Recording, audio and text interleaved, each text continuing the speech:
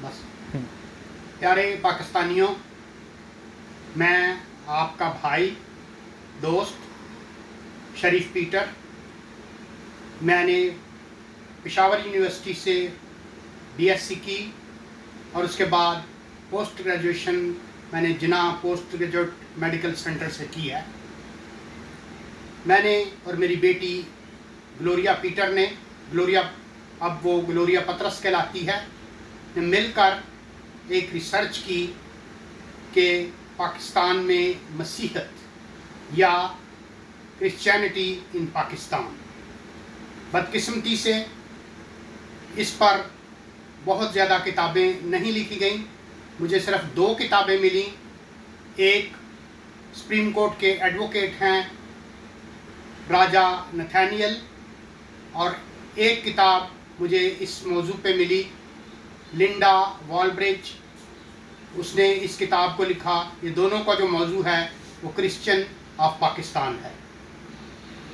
और जो लिंडा की किताब है उसने सब टाइटल जो उसको दिया है patience of bishop John Joseph. तो बिशप जॉन जोसेफ जो हैं वो उन्होंने पाकिस्तान में मसीहत के लिए अपनी जान कुर्बान की और वो शहीद हुए। इस रिसर्च का मकसद जो है वो ये था कि पाकिस्तान के मसीहों में और पाकिस्तान के जो मुसलमान भाई हैं उनमें जो यकजहती है उसको फ़रोग़ दिया जाए। ये रिसर्च हमने कोई बड़े बड़े आलमों के लिए, माहिर इलाहियात के लिए, बिशपों या फादरों के लिए या बड़े बड़े मौलाना जो हैं उनके लिए नहीं की, बल्कि ये बाज़ारों में, गलियों में, गाँव में, शहरों में रहने वाले आम लोगों के लिए की है, ताकि पाकिस्तान में भाईचारे को फ़रोग़ दिया जाए। इसका एक मकसद ये था कि हम जो मसीह हैं हम भी उसी तरह पाकिस्तानी हैं जिस तरह के आप लोग, हमारे मुसलमान भाई जो हैं वो पाकिस्तानी हैं।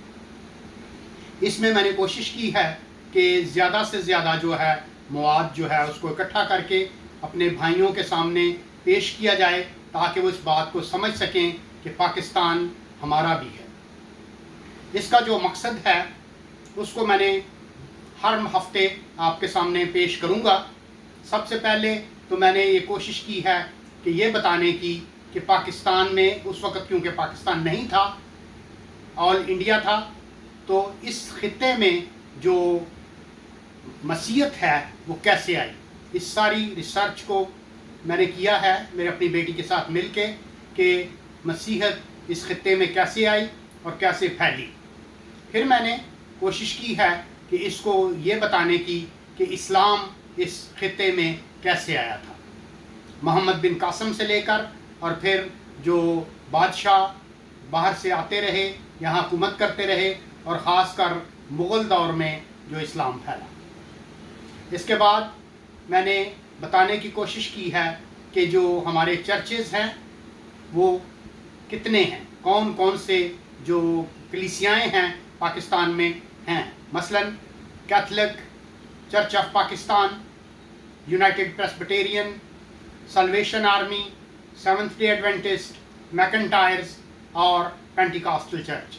ये सारे चर्च मिलकर कोशिश कर रहे हैं कि किसी न किसी तरह से पाकिस्तान को तरक्की दी जाए।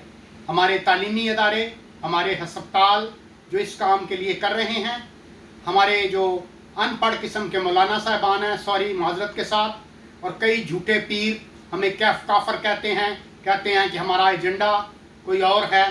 तो मैं अपने भाइयों, मुसलमान भाइयों से भी, अपने मसीह भाइयों से भी ये कहना चाहता हूँ कि जो पाकिस्तान की क्रीम है, जो एलीट लोग हैं, परवेज़ मुशर्रफ जैसे लोग, बिलावल भुट्टो, बेनज़ीर जैसे लोग, जो इन्हीं लोग स्कूलों से, इन्हीं कॉलेजों से पढ़े हैं और वो आज भी खिदमत कर रहे हैं। अगर हमारे अस्पताल हैं तो वो सिर्फ मसीहों के लिए नहीं है, वो बल्कि हमारे मुसलमान भाइयों और हमारी बहनों के लिए हैं, और उनको उसी तरह से खिदमत उसकी की जाती है जिस तरह से सब की जाती है। तो फिर इसके अलावा मैंने फिर जो है बताने की कोशिश की है इन चर्चेज़ के किरदार के मुताबिक क्या क्या काम वो कर रहे हैं, कितनी तादाद है, اور اس کے بعد ہم نے کوشش کی ہے اس کو اجاگر کرنے کی کہ ہمارے جو پوسٹ 9/11 چیلنجز تھے وہ کیا ہیں۔ حملہ امریکہ میں ہوتا ہے، چرچ ہمارے جلائے جاتے ہیں۔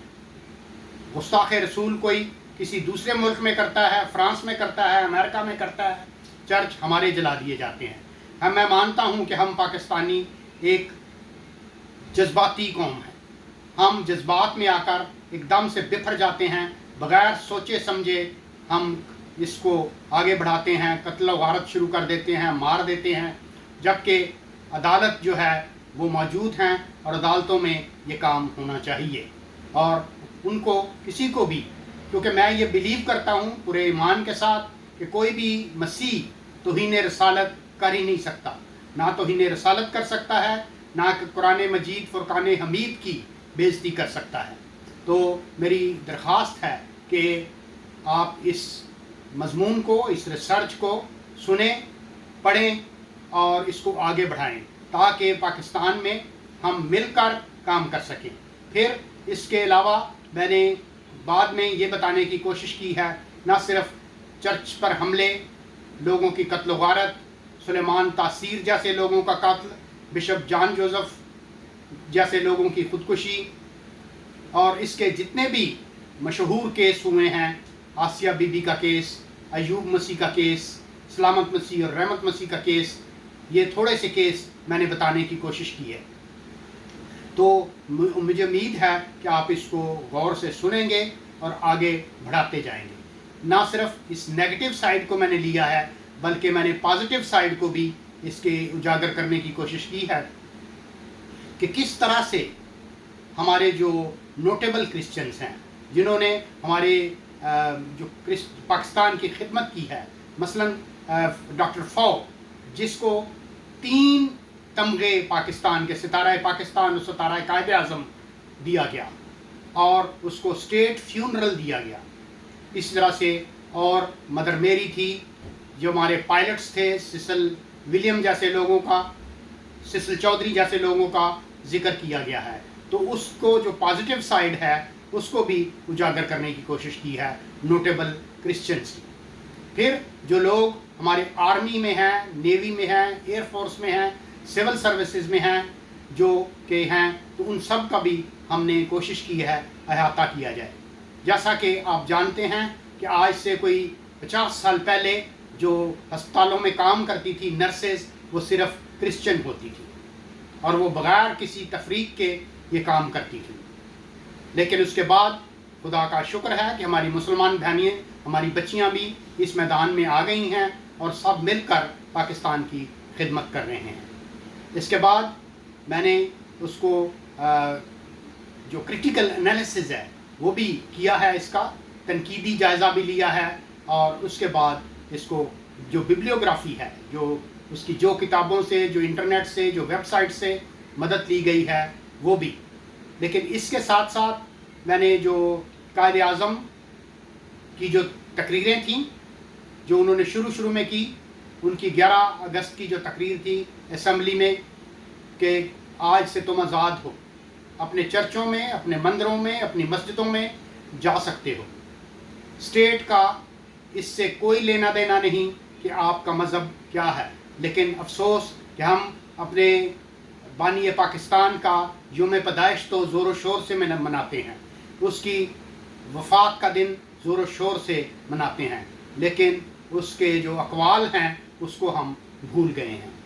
تو آئیے مل کر ایک بار پھر کوشش کریں کہ ہم قائد اعظم کے جو اقوال ہیں ان پر عمل کر کے بھائی چارے کو فروغ دیں اور مل کر پاکستان کو ترقی دینے کی کوشش کریں۔ اور بھی بہت سارے جو پاکستان میں جن لوگوں نے مسیحوں کا کردار ہے اس کو بھی میں نے اجاگر کرنے کی کوشش کی ہے کہ کس طرح سے مسیحوں نے کردار ادا کیا ہے۔ آج جو یہ کہتے ہیں کہ پاکستان ہمارا وطن ہے، میں ان کو بتانا چاہتا ہوں کہ وہ مسیحوں کا بھی اتنا ہی وطن ہے جتنا ان کا ہے۔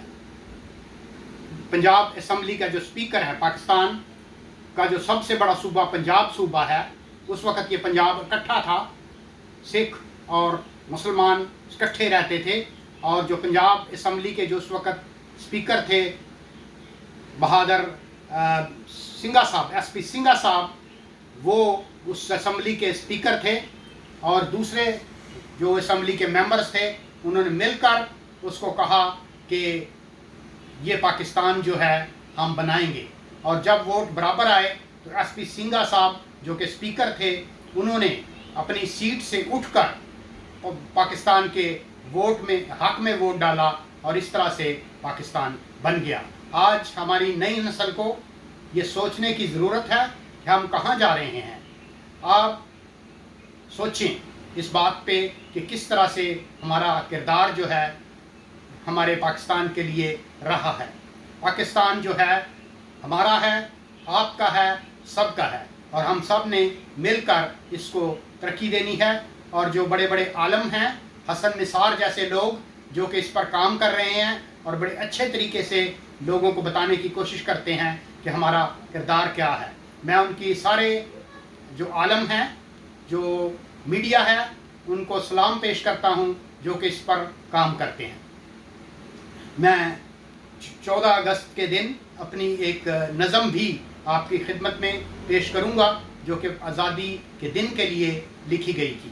تو امید ہے کہ آپ کو یہ جو سب ریسرچ ہے بہت آپ کے نالج کو امپروو کرے گی، آپ کو پسند آئے گی. اس لیے میری درخواست ہے کہ آپ اس کو جو میں کچھ کہتا ہوں اس کو آگے شیئر کریں اور اس چینل کو ہمارے سبسکرائب کریں.